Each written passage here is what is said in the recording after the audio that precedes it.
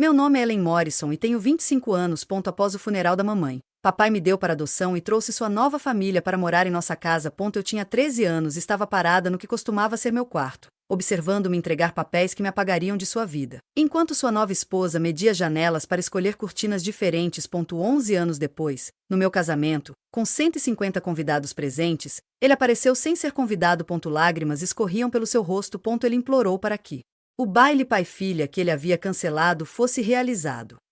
Deixem-no entrar, eu disse segurança, enquanto meu vestido de noiva farfalhava ao caminhar em direção ao homem que havia escolhido sua nova família em vez de sua filha enlutada. Todos precisam ouvir isso. O que revelei sobre os papéis de adoção que ele assinou sem ler fez com que metade dos nossos convidados pegasse o celular e gravasse cada palavra. Mas o verdadeiro choque veio quando minha meia-irmã, a garota que havia tomado meu quarto, a atenção do meu pai, meu lugar à mesa de jantar, de repente se levantou de onde estava escondida na multidão. Antes de contar o que ela disse que mudou tudo, por favor, reserve um momento para curtir e se inscrever, mas somente se você realmente se identificar com o que vou compartilhar. Adoraria saber de onde você está assistindo e que horas são aí na sua região. Deixe-me levá-lo de volta ao lugar onde tudo começou. Quando eu tinha 10 anos, a vida parecia perfeita. Minha mãe, Linda Morrison, era dona de uma empresa de caminhões bem-sucedida que ela construiu do zero. Ela era o tipo de mulher que conseguia negociar um contrato pela manhã, inspecionar uma frota de caminhões de 18 rodas à tarde e ainda chegar em casa a tempo de me ajudar com a lição de casa. Durante o jantar, ela me ensinou sobre negócios, margens de lucro, fidelização de clientes, a importância de cumprir a palavra. Meu pai, Robert, trabalhava no escritório administrativo da empresa. Ele cuidava da papelada, gerenciava agendas e atendia o telefone. Ele era bom no que fazia, mas o incomodava não ser o principal provedor da família. Às vezes, eu ouvia tarde da noite dizendo à minha mãe que gostaria de ser o homem da casa, como seu pai havia sido. Mamãe ria suavemente e o lembrava de que eles eram parceiros, que as contribuições dele importavam tanto quanto as dela. Mas eu conseguia ver isso nos olhos dele. Maneira como ele ficava tenso quando os sócios presumiam que ele era o dono da empresa. Sorriso forçado quando a mãe tomava as decisões finais sobre expansão ou novas contratações. Ele queria provar o seu valor. Ele queria ser o herói. Então, 2 semanas depois do meu aniversário de 12 anos, minha mãe morreu em um acidente de carro na estrada. Um dos caminhões dela, dirigido por um funcionário recém-contratado que havia adormecido ao volante. Ela desapareceu num instante. No funeral, meu pai ficou parado, rígido, ao meu lado, apertando as mãos dos enlutados e aceitando as condolências. Ele não chorou. Ele só repetia: eu cuido de tudo agora. Eu resolvo isso. Naquela época, eu não sabia que ele estava esperando por essa oportunidade, não pela morte da mãe, mas pela chance de finalmente assumir o comando, de provar que podia administrar as coisas sem a sombra dela sobre ele.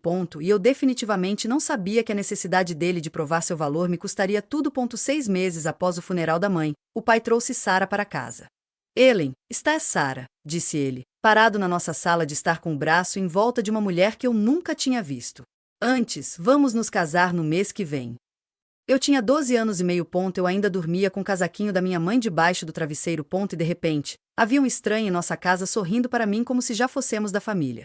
Estou muito animada para te conhecer, disse Sarah. Sua voz era alegre e vibrante. E você vai adorar a Lily, minha filha. Ela tem 9 anos.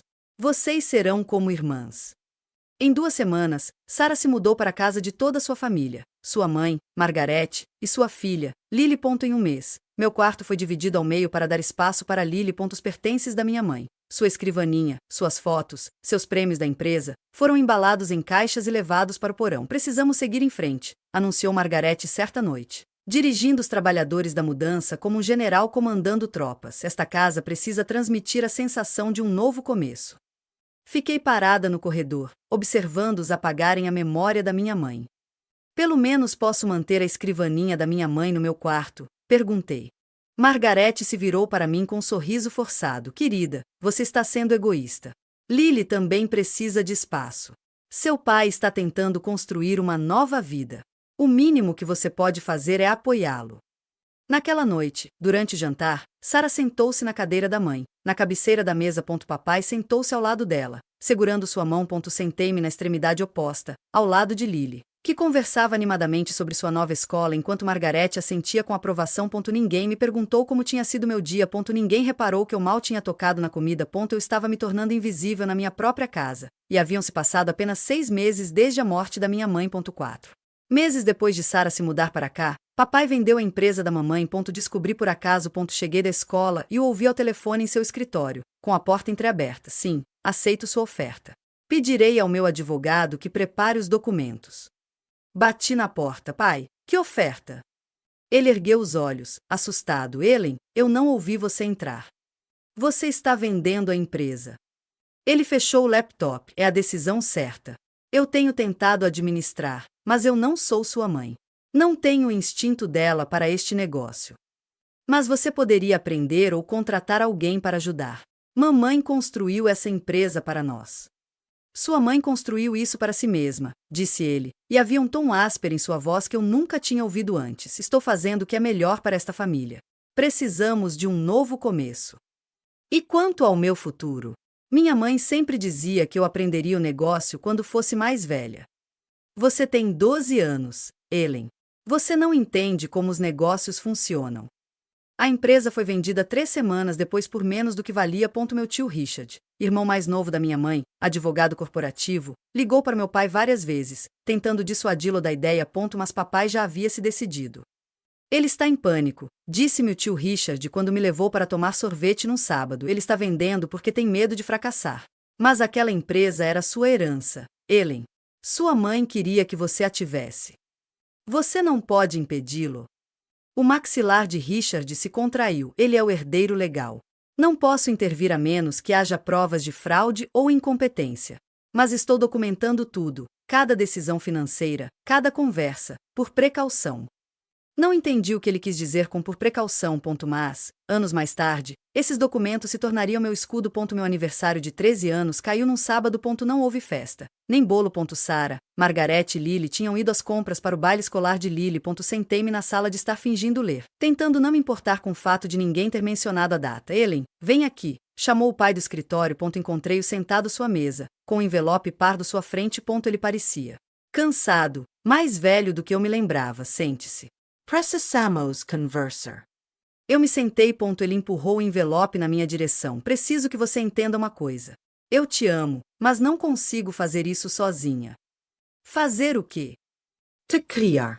Ser mãe solteira. Eu não sou forte como sua mãe era. Minhas mãos começaram a tremer. O que você está dizendo? O tio Richard e a tia Patrícia concordaram em te adotar.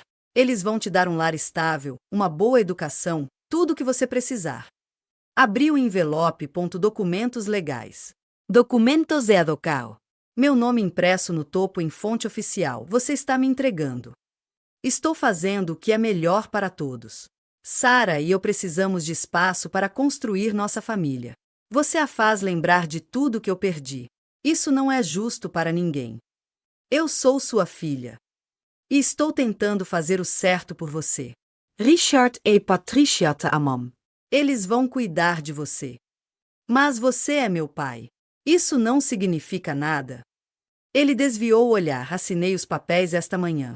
Richard vai te buscar no próximo fim de semana. Eu não conseguia respirar. Não conseguia pensar. Por quê? Porque Sarah disse que não poderia ser mãe para você quando você claramente não quer que ela seja. E ela tem razão. Todos nós precisamos de um novo começo. Ele se levantou e caminhou até a porta. Arrumem suas coisas. Eu ajudo vocês na mudança no próximo sábado. Então ele me deixou lá sentada, segurando os papéis que me apagariam da vida dele. Naquela noite, o tio Richard veio nos visitar. Ele me encontrou no meu quarto minúsculo, cercada por caixas que deveriam ser para as coisas da Lily, mas que agora continham toda a minha infância. Seu pai me ligou, disse-ele baixinho, sentando-se na beirada da minha cama. Ele me contou o que aconteceu. Ele está me entregando. Eu sei. A voz de Richard era firme e controlada, e quero que você entenda o que isso significa legalmente. Ele tirou uma pasta do bolso. Sempre o advogado, sempre preparado. Se você assinar esses documentos, perderá certos direitos. Seu vínculo legal com seu pai será rompido. Isso significa que você não terá direito à herança, não terá direito a nenhum bem que ele possa ter, não terá acesso a registros familiares ou pertences que estejam atualmente nesta casa. Não me importo com dinheiro. Eu sei que você não sabe. Mas as joias da sua mãe estão aqui, as fotos dela, os documentos pessoais dela. Se você não é mais legalmente filha dele, ele não tem obrigação nenhuma de te dar nada. Eu não tinha pensado nisso. a aliança de casamento da minha mãe, o colar da minha avó, os álbuns de fotos de quando eu era pequena, e se eu não assinar? Então ele teria que ir ao tribunal para destituir-se do poder familiar, e eu lutaria contra ele em cada etapa do processo. Seria desagradável, público e caro. Mas você teria voz no processo. Eu teria que ficar aqui nesta casa? A expressão de Richard suavizou-se. Não, você poderia vir morar com a Patrícia e comigo enquanto o caso estiver em andamento. De qualquer forma, você não vai ficar aqui. Então, qual é o sentido de brigar? Ele não me quer. Sarah não me quer. Por que obrigá-los a me manter por perto? Porque, disse Richard, as ações devem ter consequências. E eu quero ter certeza de que ele não pode simplesmente te apagar sem ser responsabilizado. Uma semana depois, assinei os papéis. Mas o tio Richard acrescentou algo que o pai não se deu ao trabalho de ler com atenção. Estávamos sentados no escritório de advocacia de Richard. Eu, Richard, tia Patrícia e papai. Sarah ficou em casa, alegando que não queria tornar as coisas mais emocionais. Richard deslizou o acordo de adoção revisado sobre a mesa. Está tudo em ordem. Ellen será legalmente nossa filha a partir de hoje. Papai mal olhou para as páginas. Ele simplesmente passou para as linhas de assinatura. Espere, disse Richard. Você deveria ler a página 3, 7º parágrafo. Confio em você, disse papai, já fazendo sinais. Você está me fazendo um favor. O maxilar de Richard se contraiu, mas ele não disse nada. Vi meu pai renunciar aos seus direitos sobre mim em menos de 5 minutos. Sem hesitação, sem dúvidas, apenas traços rápidos e eficientes da caneta, como se estivesse finalizando uma transação comercial. Pronto, disse papai, levantando-se. Vou deixar as coisas da Ellen prontas até o fim de semana. Depois que ele saiu, me voltei para Richard. O que havia na página 3? Ele me mostrou a cláusula. Se seu pai algum dia quiser restabelecer os direitos parentais ou voltar a fazer parte da sua vida oficialmente, ele deverá nos indenizar, a mim e a Patrícia, por todos os custos comprovados da sua criação, mensalidades escolares, despesas médicas, moradia, alimentação, atividades extracurriculares, tudo, com juros. Será que isso vai funcionar mesmo? É um contrato juridicamente vinculativo. Ele assinou. Se ele tentar voltar, vai nos pagar cada centavo que gastamos com você. Tia Patrícia apertou minha mão. Não se trata de dinheiro, Ellen. Trata-se de garantir que ele entenda que ir embora tem consequências. Você não é descartável. Naquele fim de semana, mudei-me para a casa deles. O quarto de hóspedes tinha sido repintado na minha cor favorita. Havia flores frescas na comoda e uma foto emoldurada da mãe na mesa de cabeceira. Esta é a sua casa agora, disse Patrícia. Não é um lar temporário. Passaram-se 5 anos. Concluí o ensino médio com uma bolsa integral para estudar arquitetura em uma universidade de ponta. Tio Richard e tia Patrícia organizaram uma festa de formatura para mim no quintal de casa. 30 pessoas. Um bolo com meu nome e discurso sobre meu futuro. Eu havia parado de me ver como a garota que tinha sido dada em casamento. Eu era Ellen Morrison, filha de Richard e Patrícia Morrison. Eles me escolheram. Eles compareceram a todas as reuniões de pais e professores. A todas.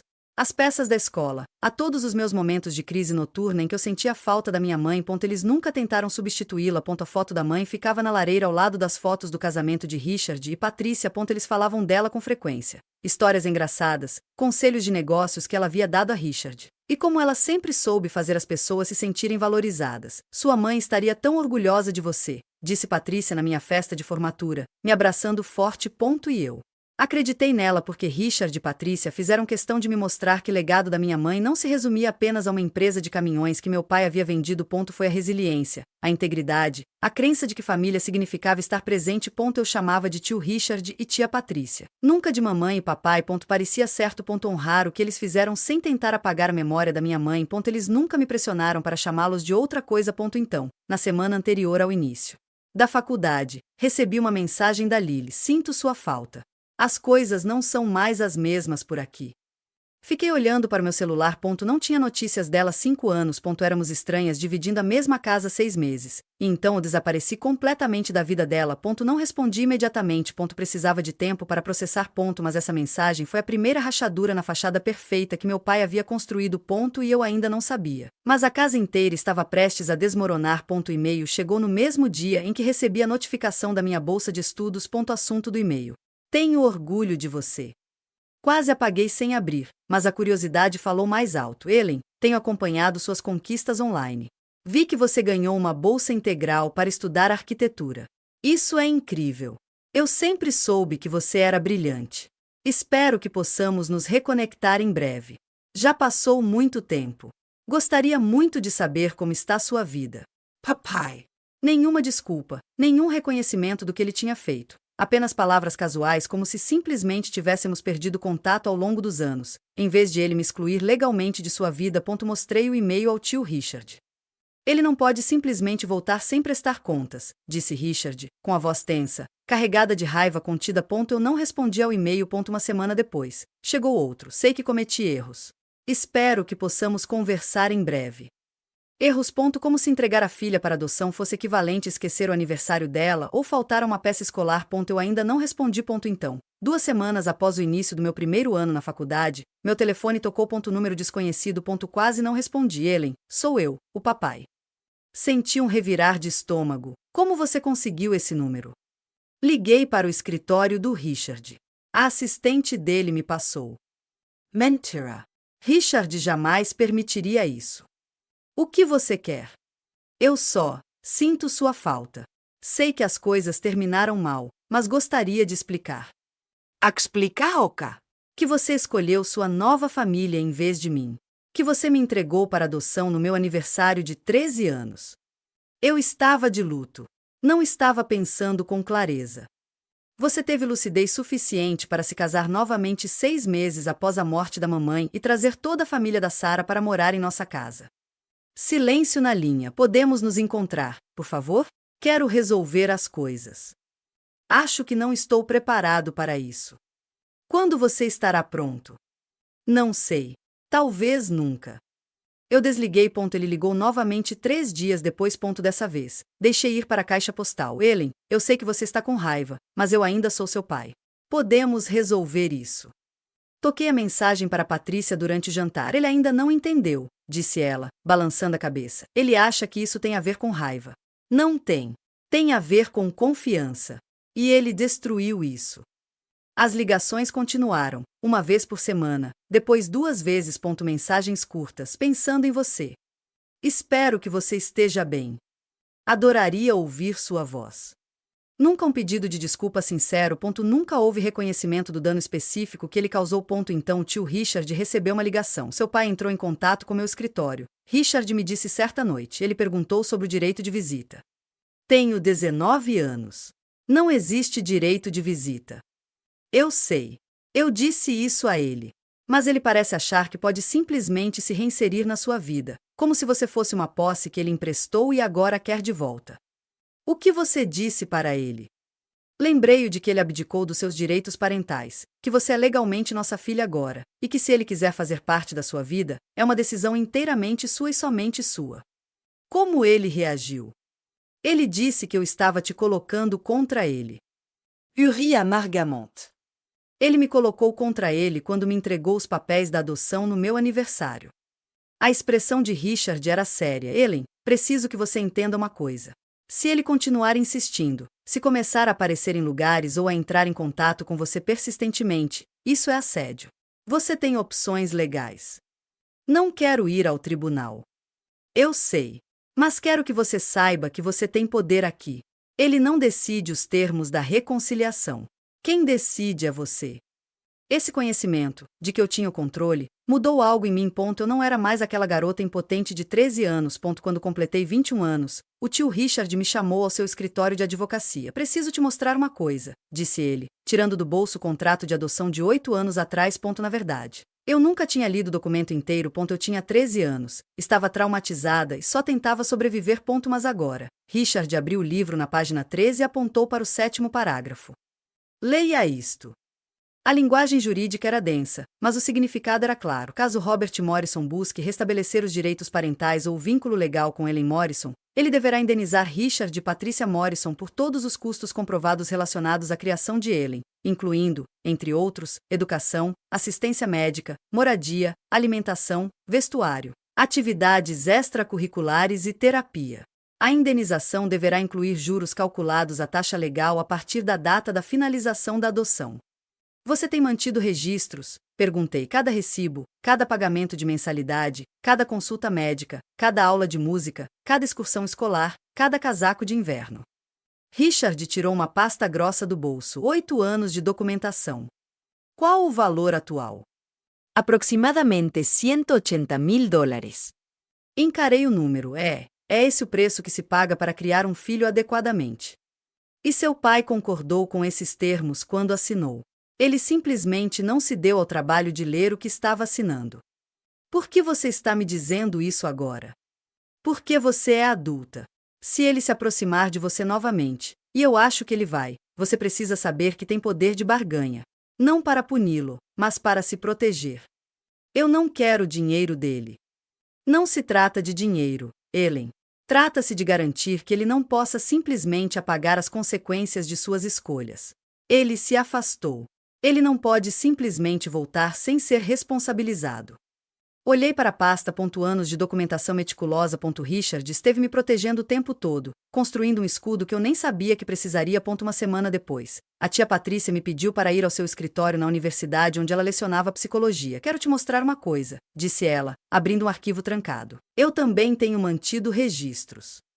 Ela tirou uma pasta grossa do bolso. Meu nome estava escrito na lombada. Dentro da caixa estavam as anotações das sessões da terapeuta que ela havia encontrado para mim quando me mudei para lá. Uma terapeuta que eu consultava há 3 anos. Anotações sobre minha depressão, minha ansiedade em relação ao abandono, meu medo de que Richard e Patrícia também me abandonassem. Havia também e-mails impressos, mensagens de Robert ao longo dos anos, cartões de aniversário enviados para o endereço de Richard.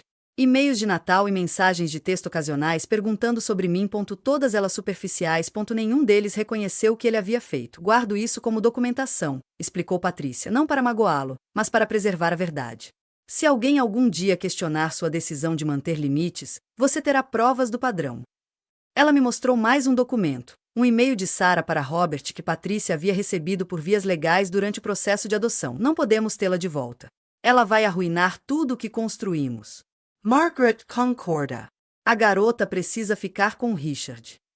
Eu li 3 vezes. Sarah havia dito explicitamente ao pai para não reconsiderar. Não foi apenas uma decisão dele. Foi algo coordenado. Eu não queria que você visse isso quando era mais jovem, disse Patrícia, mas agora você precisa saber. Não se tratava de ele estar sobrecarregado ou de luto. Isso foi calculado. Ele sabe que você tem isso. Não. E ele não precisa. Mas se algum dia ele tentar reescrever a história alegando que foi forçado ou que não teve escolha, você terá provas. Fechei a pasta. Você esteve me protegendo o tempo todo. É isso que os pais de verdade fazem, disse Patrícia simplesmente. Nós escolhemos você todos os dias.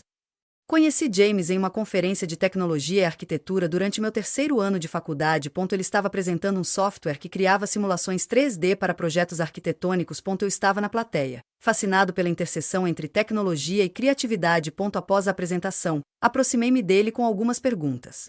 Você está pensando na experiência do usuário, disse ele, impressionado. A maioria dos arquitetos se concentra na estética.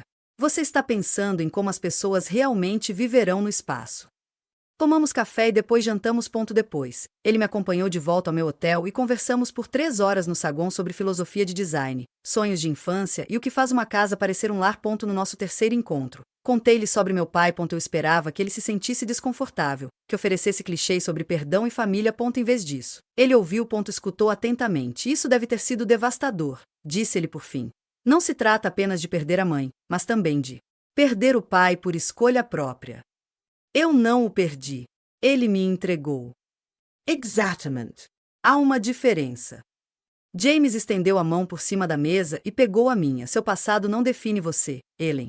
Mas a forma como você cresceu a partir dele. Isso é incrível.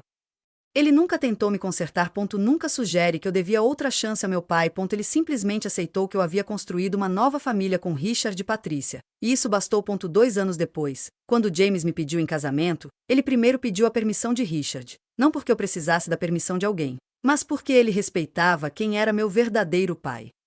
Seria uma honra, disse Richard, com a voz embargada pela emoção. Começamos a planejar o casamento. Uma cerimônia pequena, com amigos próximos e familiares, em um jardim. Enviei convites para todas as pessoas importantes para mim. Não enviei nenhuma para Robert. Mas, de alguma forma, 3 semanas antes do casamento, ele descobriu e decidiu que era sua chance de consertar as coisas. A festa de noivado foi em um restaurante sofisticado no centro da cidade. 60 convidados, iluminação elegante. Champanhe à vontade. Eu estava no meio de uma conversa com a irmã de James quando o ambiente ficou em silêncio. Eu me virei. Robert estava parado na porta, vestindo um terno sob medida que eu sabia que ele não teria condições de comprar anos atrás. Ele segurava uma caixa de presente embrulhada. Com uma expressão esperançosa e nervosa ao mesmo tempo. Ele caminhou diretamente em direção à nossa mesa. Helena, disse ele, com a voz ecoando pelo cômodo repentinamente silencioso. Parabéns. Estou muito orgulhoso de você. James levantou-se imediatamente, posicionando-se ligeiramente à minha frente. Tio Richard já estava se movendo de seu assento para o outro lado da sala. Pai. Minha voz saiu mais firme do que eu me sentia. O que você está fazendo aqui? Recebi as boas notícias. Queria comemorar com vocês. Este é um evento privado. Eu não te convidei. Eu sou seu pai. Não preciso de convite. Ao nosso redor, os convidados observavam. Alguns conheciam minha história. A maioria não. Pude ver a confusão em seus rostos. Porque a noiva estava rejeitando o pai. Você não é meu pai há 11 anos, eu disse baixinho. Isso não é justo. Tenho tentado me reconectar. Tentando. Você enviou alguns e-mails e fez 3 ligações telefônicas em 11 anos. Eu te dei espaço. Achei que era isso que você queria. Eu queria um pai que não desistisse de mim. James tocou meu braço delicadamente. Senhor, acho melhor o senhor se retirar. Hoje é o dia da Ellen. Os olhos de Robert brilharam. Você não tem o direito de me mandar embora. Isso tem a ver com a minha filha. Ela não é sua filha, disse o tio Richard, chegando à nossa mesa. Sua voz era calma, mas firme. Não legalmente, não de nenhuma forma que importe. Você abriu mão desses direitos. Robert olhou em volta para os convidados que assistiam, parecendo perceber pela primeira vez o quão público aquele confronto havia se tornado. Robert não foi embora. Em vez disso, ele se voltou para os convidados que assistiam, elevando a voz. Eu sei que isso parece ruim, mas eu sou o pai dela. Tivemos alguns desentendimentos, mas família é família, certo? Vários convidados se remexeram desconfortavelmente. Alguns assentiram com a cabeça, demonstrando incerteza. Senti a pressão familiar. A expectativa social de amenizar as coisas, de evitar uma cena, de proteger o conforto de todos os outros à custa da minha própria verdade. Mas eu já tinha terminado de protegê-lo. Pai, você não é mais meu pai legal. Você abdicou dos seus direitos quando eu tinha 13 anos. Ouviram-se exclamações de espanto percorrerem a sala. A mãe de James levou a mão à boca. Foi um erro, disse Robert rapidamente. Eu estava de luto. Não estava pensando com clareza. Você teve lucidez suficiente para se casar novamente 6 meses depois da morte da mamãe. Lucidez suficiente para trazer sua nova família para morar em nossa casa. Lucidez suficiente para guardar os pertences da minha mãe no porão para que Sarah não precisasse vê-los. Mais sussurros. Os convidados estavam pegando seus celulares, alguns gravando, outros enviando mensagens. Fiz o que achei melhor. Melhor para quem? Não para mim. Você me entregou para adoção no meu aniversário de 13 anos, pai. Você me entregou os papéis da adoção e disse que Sarah não poderia ser minha mãe porque eu não queria. Você escolheu o conforto da sua nova esposa em vez da sua própria filha. O rosto de Robert ficou vermelho. Você está fazendo parecer que a situação é pior do que realmente é. Será que sou mesmo? Olhei em volta para os convidados. Quantos de vocês entregariam seus filhos para adoção? Algum de vocês entregaria os papéis da adoção a um filho de 13 anos 6 meses após a morte da mãe? Silêncio. Um silêncio pesado e condenatório. Tio Richard deu um passo à frente. Robert, este não é o momento nem o lugar. Saia agora ou chamarei a segurança. Eu tenho o direito de estar aqui. Ela é minha filha. Não, disse Richard firmemente. Ela não é. Nem legalmente, nem emocionalmente. Você se certificou disso. Se você já precisou impor limites a alguém que te magoou, sabe o quão difícil é, especialmente quando se trata de um membro da família. Adoraria saber a sua opinião nos comentários. Você já precisou defender seu ponto de vista em um ambiente público? Como foi a sensação? E se você se identificou com essa história, clique no botão gostei. E inscreva-se no canal. Seu apoio significa tudo. Agora, vamos voltar ao que aconteceu em seguida, porque o verdadeiro confronto ainda estava por vir. Depois que a segurança escoltou Robert para fora, ele saiu discretamente. Finalmente, quando o gerente do restaurante interveio. Sentei-me com James, Patrícia e Richard num canto tranquilo. Minhas mãos tremiam, não de medo, mas de adrenalina. Não estou convidando para o casamento, eu disse. Não me importo se as pessoas acham que sou insensível. Você não é insensível, disse Patrícia imediatamente. Você está protegendo a sua paz. James apertou minha mão. É o seu dia, Ellen. Você decide quem pode estar lá. Se ele aparecer sem ser convidado de novo, disse Richard, com o maxilar tenso, eu resolvo. Concentre-se em ser feliz. Naquela noite, enviei um e-mail para Robert. Pai, eu entendo que você queira se reconectar, mas eu não estou pronta. Por favor, respeite meus limites e não venha ao meu casamento. Preciso que este dia seja sobre a família que construí, as pessoas que escolheram ficar. Sua resposta chegou em menos de 1 hora. Eu entendo, mas espero que um dia você me perdoe. Cometi erros, mas ainda sou seu pai. Isso tem que significar alguma coisa. Respeitarei seus desejos sobre o casamento, mas saiba que eu te amo. Sempre amei. Li 3 vezes, procurando pedido de desculpas que não estava lá. Cometi erros.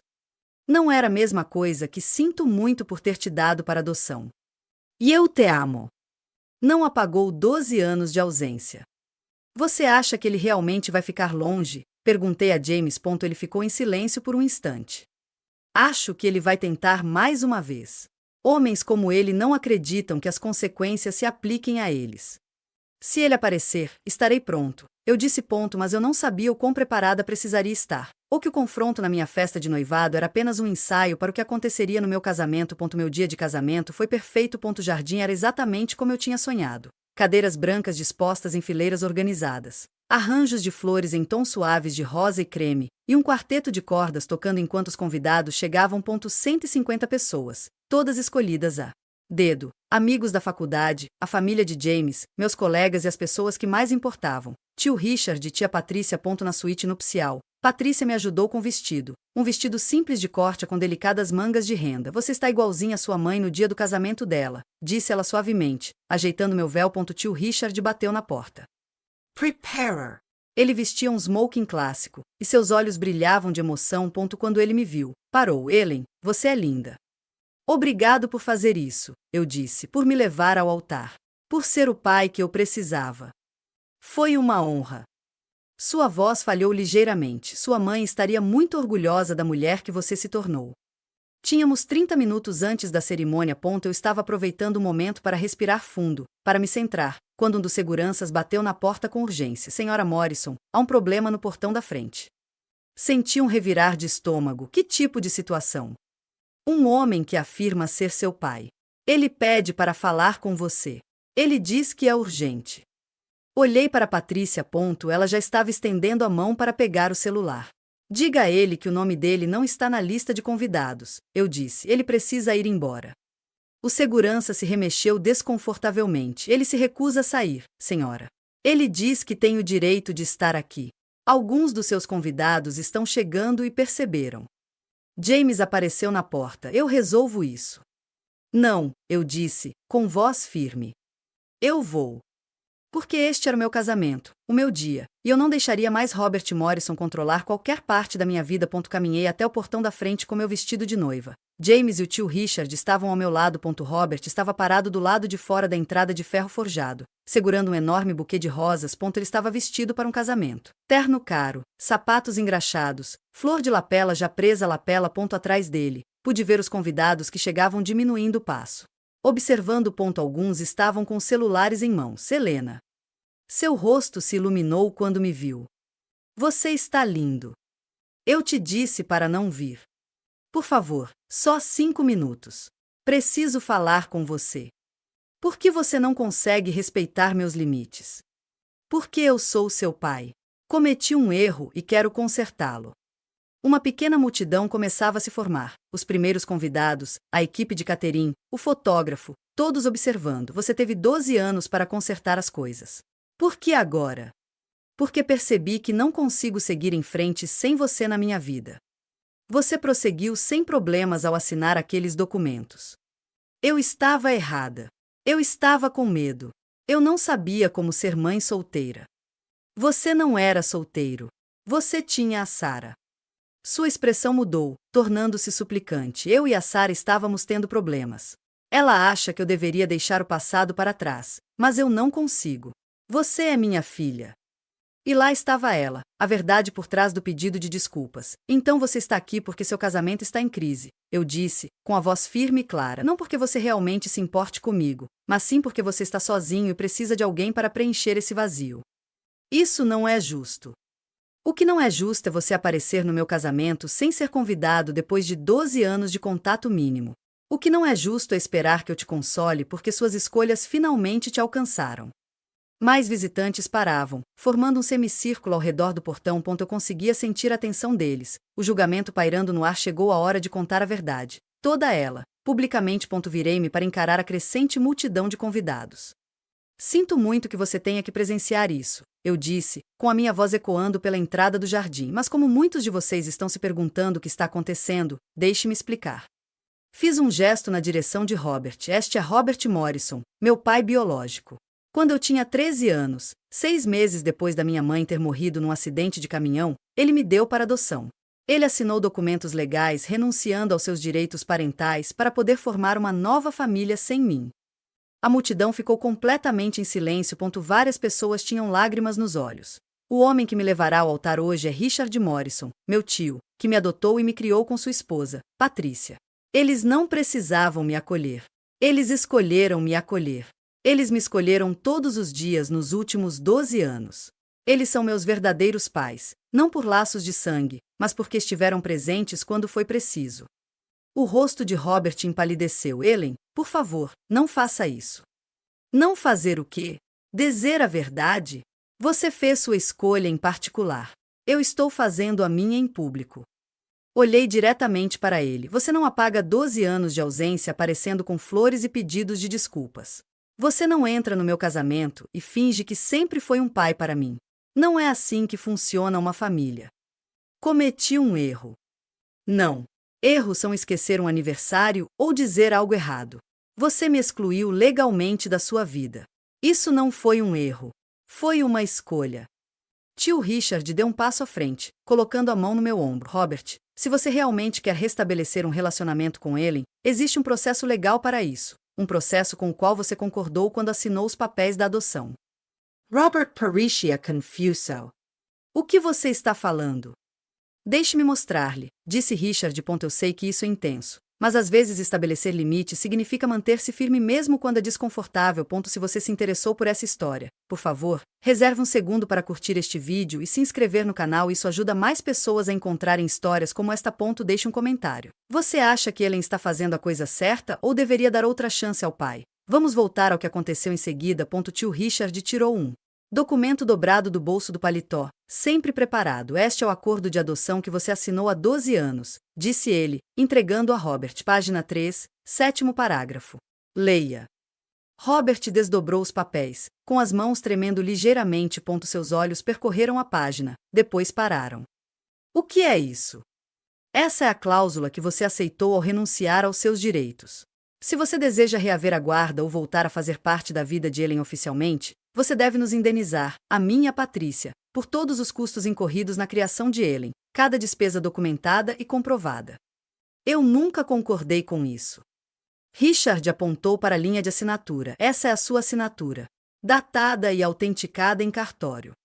Dei um passo à frente. O tio Richard mantinha registros meticulosos, mensalidades escolares, despesas médicas, moradia, alimentação, roupas, aulas de música, terapia, acampamentos de verão, tudo. O total até hoje é de $237 mil. Os convidados ficaram boquiabertos. Várias pessoas pegaram seus celulares, claramente calculando quanto custaria criar um filho adequadamente. O rosto de Robert empalideceu. Eu não tenho esse tipo de dinheiro. Então você não tem o direito de estar aqui, eu disse simplesmente. Isso é chantagem. Não, interrompeu Richard, isso é responsabilidade. Você não pode se esquivar de suas responsabilidades e depois voltar sem consequências. A lei é muito clara sobre isso. Ellen, por favor. Robert olhou para mim com desespero. Eu sou seu pai. Isso não significa nada. Você era meu pai, eu disse, mas você escolheu não ser. E eu aceitei isso. Essas pessoas, gesticulei para Richard e Patrícia, para James, para os convidados que me apoiaram durante a faculdade, a carreira e a vida, são minha família. Elas mereceram esse título. Robert ficou ali parado, com os papéis da adoção pendurados frouxamente em sua mão, finalmente entendendo que algumas escolhas não podem ser desfeitas. Os olhos de Robert se encheram de lágrimas. Helena, eu sou seu pai. Isso não significa nada. Antes significava, eu disse, quando eu tinha 12 anos e precisava de você. Quando eu tinha 13, e implorava para você não me entregar. Agora não significa nada. As pessoas cometem erros. Cometi um erro. Você continua dizendo isso, mas entregar sua filha para adoção não é um erro. É uma escolha deliberada, documentada e legalmente vinculativa. Eu estava de luto. Não estava pensando direito. O tio Richard também estava sofrendo. Ele perdeu a irmã, minha mãe, mas não me abandonou. A tia Patrícia nem me conhecia direito, mas abriu sua casa e seu coração. Eles fizeram sacrifícios. Você deu desculpas. Os convidados ficaram completamente em silêncio. Pude ver alguns deles assentindo com a cabeça, outros enxugando os olhos. Então é só isso? Perguntou Robert. Você nunca vai me perdoar.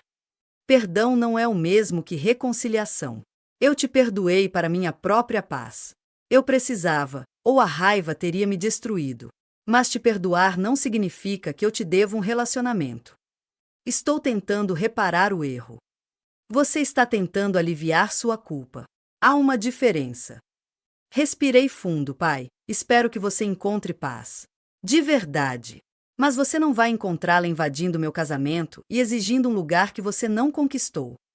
James se aproximou, colocando a mão nas minhas costas. Patrícia estava do meu outro lado. Tio Richard permaneceu entre mim e Robert, um guardião silencioso. A cerimônia começa em 15 minutos, eu disse. Você precisa ir embora. Se você se importa comigo, vai respeitar esse limite. Robert olhou para a multidão reunida, para os seguranças que esperavam por perto e para os papéis de adoção que ainda tinha na mão. Finalmente, ele assentiu com a cabeça. Desculpe, ele sussurrou. Eu sei, eu disse, mas um pedido de desculpas não muda o passado e não garante um futuro comigo. Eu observei Robert voltar para o carro. Sarah estava esperando ali. Eu conseguia vê-la no banco do passageiro, o rosto tenso de raiva ou constrangimento. Não conseguia distinguir um do outro. Ele conseguiu entrar. O carro arrancou. Voltei-me para os convidados que tinham presenciado tudo. Alguns pareciam desconfortáveis. A maioria pareceu demonstrar apoio. Alguns choravam abertamente. Obrigado pela sua paciência, eu disse, esboçando um sorriso. E obrigada por estarem aqui para celebrar o amor e a família, o tipo de amor que se manifesta, não apenas o tipo que compartilha o mesmo DNA. E rompeu uma salva de palmas, primeiro discreta, depois crescente. Vários convidados vieram me abraçar. Isso exigiu coragem, disse um dos meus colegas. Você lidou com isso com muita elegância, acrescentou outro. A mãe de James me abraçou. Bem-vindos à família, nossa verdadeira família. Tio Richard me chamou de lado. Você está bem? Sou sim, eu disse, e percebi que era verdade. Eu me senti mais leve, mais livre. Estou pronto para me casar agora. Ele sorriu, com os olhos brilhando. Então não vamos deixar seu noivo esperando. Patrícia ajeitou meu véu, que estava um pouco desarrumado. Sua mãe ficaria tão orgulhosa de você. Ela sussurrou. A cerimônia foi linda. Richard me acompanhou até o altar com passos firmes. Sua mão firme e reconfortante em meu braço. Quando chegamos ao altar, ele beijou minha bochecha e sussurrou. Estive pronto para este momento durante 12 anos. James e eu trocamos votos, promessas de escolher um ao outro todos os dias, de construir uma família baseada no amor e no compromisso, não na obrigação. Não havia cadeira vazia para meu pai, nem momento de silêncio para os familiares ausentes, apenas alegria, celebração e as pessoas que conquistaram seu lugar na minha vida. Foi perfeito. Na recepção, as pessoas não paravam de se aproximar de mim. Ellen, eu não fazia ideia da sua história, disse um dos primos de James. Você lidou com isso com uma força incrível. Um colega do meu escritório de arquitetura me abraçou. Eu teria perdido completamente a cabeça. Você se manteve tão serena. Minha colega de quarto da faculdade, que conhecia partes da minha história, apertou minha mão. Seu tio e sua tia são incríveis. Isso sim é amor de verdade. Vários convidados perguntaram sobre Richard e Patrícia, querendo agradecê-los por terem me criado. Observei como as pessoas se aproximavam deles, demonstrando respeito e admiração. Você criou uma jovem mulher incrível, alguém disse a Patrícia. Ela respondeu gentilmente. Ela se criou sozinha. Nós apenas fornecemos a base. Nas redes sociais, porque, é claro, as pessoas postaram. O foco não estava no confronto, mas na beleza da cerimônia. Fotos de Richard me conduzindo ao altar, James e eu rindo durante nossa primeira dança, o brinde que Patrícia fez sobre família escolhida. Ninguém mencionou Robert. Era como se ele nunca tivesse estado lá. 3 dias após o início da nossa lua de mel, recebi uma mensagem de texto da Lily. Ellen, eu vi o que aconteceu. Alguém gravou e mostrou para mamãe. Sinto muito por tudo. Você merecia coisa melhor. Você merecia pais que a escolhessem. Que bom que você os encontrou. Encarei a mensagem por um longo tempo antes de responder. Obrigada, Lily. Espero que você esteja bem. Sim, estou. Estou aprendendo muito sobre o que significa família de verdade, sobre consequências, sobre estar presente. Me desculpe por não ter entendido isso antes. Não foi uma reconciliação completa, mas foi um reconhecimento. E às vezes isso basta. Uma semana depois de voltarmos da nossa lua de mel, chegou ao nosso apartamento uma carta escrita à mão por Robert. Segurei-o por um longo tempo antes de abri-lo. James sentou-se ao meu lado, com a mão na minha. Tio Richard ligou 2 semanas depois do casamento. Achei que você deveria saber. Sarah entrou com pedido de divórcio. Fiquei em silêncio por um instante. Quando? Na semana passada. De acordo com o processo, ela alegou diferenças irreconciliáveis. Mas minha fonte diz que ela contou ao advogado que Robert é incapaz de seguir em frente e está obcecado em corrigir erros do passado. Como você sabe disso? Tenho colegas que trabalham com direito de família. A notícia se espalha rapidamente. Ele fez uma pausa. Lily também se mudou. Ela está morando com Sarah e Margaret em um apartamento do outro lado da cidade. Ele está sozinho. Completamente. Margaret foi embora no mesmo dia que Sarah. Ele está morando num apartamento pequeno agora. Vendeu a casa. Teve que vender. Não tinha como arcar com as despesas sozinho. Eu deveria ter me sentido vitorioso. Em vez disso, eu apenas me senti triste. Ellen, você não causou isso, disse Richard, percebendo meu silêncio. Ele fez essas escolhas muito antes do seu casamento. Sarah já estava infeliz. O seu casamento apenas o obrigou a confrontar aquilo que ele vinha evitando. O que acontece agora? Ele vive com as consequências. É assim que funciona a responsabilização. Patrícia me contou mais detalhes quando a visitei para jantar naquela semana. Soube por um ex-colega dele. Ele está isolado. A maioria dos amigos dele eram, na verdade, amigos da Sarah, e ficaram do lado dela. As poucas pessoas que sabiam que você o denunciou não têm nenhuma simpatia por você. Ele tem alguém? Não sei. Mas Ellen, essa não é sua responsabilidade. Você não é obrigada a resgatá-lo das consequências de suas próprias escolhas. Ela tinha razão. Mas isso não impediu aquela pequena e teimosa parte de mim que se lembrava de quando tinha 10 anos e observava fazer panquecas nas manhãs de domingo, na época em que ele ainda tentava ser um bom pai, antes que a tristeza, o orgulho e a influência de Sarah o tivessem transformado em alguém que eu não reconhecia. 3 meses após o casamento, a carta chegou. Era manuscrito. 6 páginas, a caligrafia trêmula em alguns trechos, como se ele tivesse chorado enquanto escrevia. Prezada Ellen, não espero que você responda a isso. Não espero perdão nem reconciliação. Só preciso que você saiba que finalmente entendi o que fiz com você. Você estava certo no casamento. Eu fui egoísta. Eu fui fraco. Quando sua mãe morreu, senti como se tivesse perdido meu propósito. Ela era forte, a capaz. Eu sempre estive à sua sombra. E em vez de honrar a memória dela cuidando de você, escolhi o caminho mais fácil. Sarah me fez sentir necessário. Ela me fez sentir que eu poderia ser o homem da casa, aquele que toma as decisões. E quando ela disse que sua presença dificultava nosso progresso, eu acreditei nela. Eu disse a mim mesma que estava fazendo o melhor para você, que Richard e Patrícia poderiam lhe dar uma vida melhor. Mas eu estava me enganando. Eu te entreguei porque era conveniente. Porque recomeçar era mais fácil do que lidar com o luto e a responsabilidade. Agora eu entendo. Entendo como falhei com você. Como priorizei meu próprio conforto em detrimento do bem-estar da minha filha. Como deixei Sarah e Margaret me convencerem de que o problema era você, quando na verdade era eu. Sarah me deixou porque eu não conseguia parar de pensar em você. Porque toda vez que eu via uma jovem da sua idade, eu me perguntava o que você estava fazendo, em quem você tinha se transformado. Ela disse que eu estava vivendo no passado. Talvez eu esteja, mas foi no passado que cometi o maior erro da minha vida. Não quero nada de você. Não quero dinheiro, nem tempo, nem reconciliação. Só quero que você saiba que sinto muito, de verdade, profundamente, E que tem orgulho de quem você se tornou. Mesmo que eu não tenha tido nada a ver com isso. Robert, li a carta 3 vezes. Chorei um pouco. Mas não respondi. Aquela carta me trouxe um encerramento que eu não sabia que precisava. Mas não mudou minha decisão. Se você chegou até aqui. Obrigado por ouvir minha história. Adoraria ouvir sua opinião. Você já precisou impor limites à sua família? Como foi o resultado? Compartilhe sua opinião nos comentários. E se você se identificou com essa história, clique no botão de inscrição. Agora, deixe-me compartilhar o que aprendi com tudo isso. Antes eu pensava que família era uma questão de sangue, de DNA, de sobrenomes e de com quem você se parecia em fotos antigas. Mas o tio Richard e a tia Patrícia me ensinaram o contrário. Família é sobre estar presente. Trata-se de escolher alguém todos os dias, especialmente quando é difícil. Trata-se de sacrifício, compromisso e amor incondicional. Richard e Patrícia poderiam ter dito não quando papai pediu que me levassem. Eles poderiam ter oferecido ajuda temporária, alguns meses enquanto ele se reerguia. Em vez disso, abriram sua casa permanentemente. Eles reorganizaram suas vidas. Eles pagaram pela terapia, pela faculdade e por todas as pequenas despesas que surgem ao criar um adolescente. Eles nunca pediram gratidão, nunca usaram seu sacrifício contra mim, nunca me fizeram sentir como um fardo. E eles nunca tentaram substituir minha mãe. As fotos da mãe permaneceram na lareira. Eles falavam dela com frequência, do seu senso de humor, da sua perspicácia nos negócios, do seu amor por mim. Eles me ajudaram a me lembrar dela como uma pessoa real, não apenas como um fantasma da dor.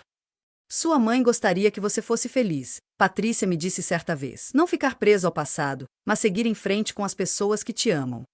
É isso que os pais de verdade fazem. Eles não competem com a memória. Eles a honram. Eu ainda o chamo de tio Richard e tia Patrícia. Não porque eles não sejam meus pais de verdade. Com certeza. Mas porque esses títulos representam a escolha que todos nós fizemos. Eles escolheram ser meus pais. Eu optei por deixá-los. E essa escolha, renovada a cada dia, é mais forte do que qualquer ligação biológica. Sangue é o que define o parentesco. Lealdade faz você família. Se você está enfrentando dificuldades com a dinâmica familiar, lembre-se disto: você tem o direito de escolher quem tem acesso à sua vida. Você tem o direito de construir sua própria família com pessoas que realmente estão presentes na sua vida. Algumas pessoas acharam que eu fui cruel por não dar uma segunda chance a meu pai. Ouvi os sussurros no casamento. Vi os comentários nas postagens das redes sociais. Ela deveria perdoá-lo.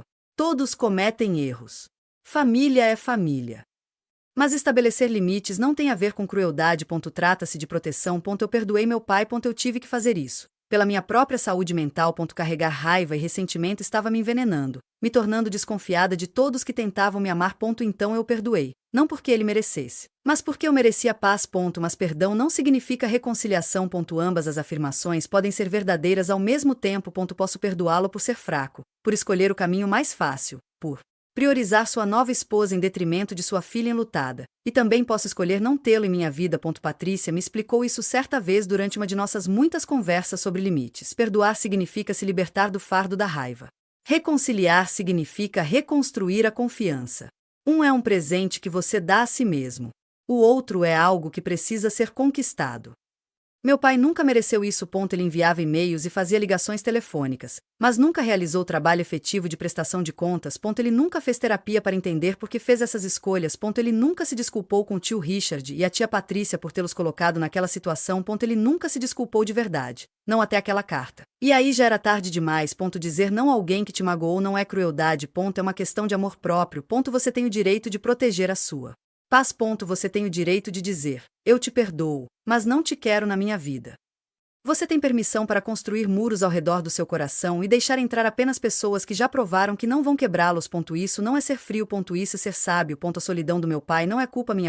É a consequência natural de suas escolhas. Essa é uma verdade difícil, mas é importante. Quando meu pai assinou aqueles papéis de adoção, ele pensou que estava resolvendo um problema. Ele pensou que poderia recomeçar do zero com Sarah, construir uma nova família e deixar para trás a dor complexa da perda da mãe. Ele não levou em consideração que as escolhas têm consequências, que os relacionamentos exigem manutenção, que você não pode simplesmente optar por não ser pai e esperar voltar a ser quando for conveniente. A cláusula que o tio Richard acrescentou ao acordo de adoção não tinha a ver com punição. Tratava-se de prestação de contas. Era uma forma de dizer: se você for embora, precisa entender o peso daquilo que está deixando para trás. Papai não leu. Não levei a sério.